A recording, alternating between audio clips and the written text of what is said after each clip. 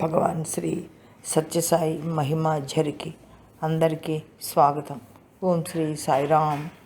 భగవాన్ శ్రీ సత్యసాయి బాబా వారు అందరి భూత భవిష్యత్ వర్తమానాలు తెలిసిన సాక్షాత్ భగవంతులు. పాలకొల్లుకు చెందినటువంటి ఒక విద్యార్థి స్వామి దర్శనానికి వచ్చినప్పుడు స్వామివారు అతడికి నువ్వు కొత్త సంగీతం సృష్టిస్తావు అని చెప్తారు. అతడు ఆశ్చర్యపడతాడు. అయితే అది దైవ వాక్కు కదా, జరిగి తీరుతుంది.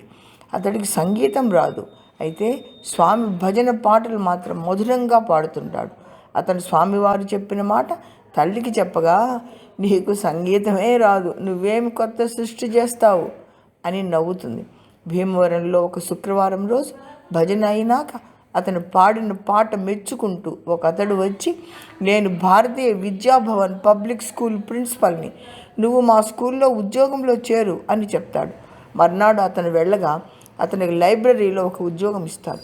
ఒకరోజు అతడు పుస్తకాలు వెతుకుతూ ఉంటే ఒక పుస్తకం క్రింద పడుతుంది. అది తెలుగు గజల్ నారాయణ రెడ్డి గారు రాసినటువంటి రెక్కలు అనేది.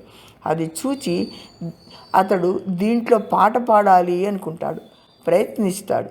ఆ విధంగా సంగీతంలో కొత్తది సృష్టిస్తావు అన్న స్వామి మాట యథార్థం చేస్తూ తెలుగు గజల్ సృష్టిస్తాడు.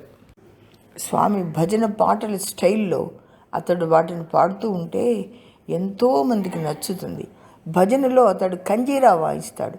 ఆ కంజీరాతో అతని పాటలు పేరు ప్రతిష్టలు పొంది దేశ విదేశాలలో మారు మ్రోగిస్తాయి. 150 భాషల్లో గిన్నిస్ రికార్డు సృష్టిస్తాడు. అతడు పొగిడినా అతడు ఇదంతా స్వామి కృప అని అనుకుంటాడు. ఆ భక్తే అతడికి రక్ష.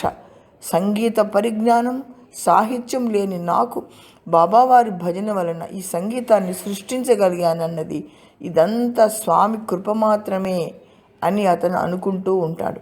స్వామివారి ఆశీర్వచనంతో సర్వం సిద్ధిస్తాయి. మరి ప్రధాని మోడీ పిలిచి పాటలు పాడించిన, స్వచ్ఛ భారత్కు బ్రాండ్ అంబాసిడర్గా పనిచేసిన అతడు సాయి తత్వాన్ని వదలక ప్రశాంతి నిలయపు స్వచ్ఛమైన ప్రేమను తెలుగు గజల్స్ ద్వారా పాడి విశ్వవ్యాప్తం చేసి ప్రపంచ ప్రసిద్ధి పొందాడు. అతడే గజల్ శ్రీనివాస్. అతను అంటాడు కదా, మనం చాలా అదృష్టవంతులం. బాబా పాదాలను చూసాం, ఆయన పదాలను విన్నాం, ఆయన పదంలో ఉన్నాం. జీవితంలో ఇంతకంటే అదృష్టం లేదు అని.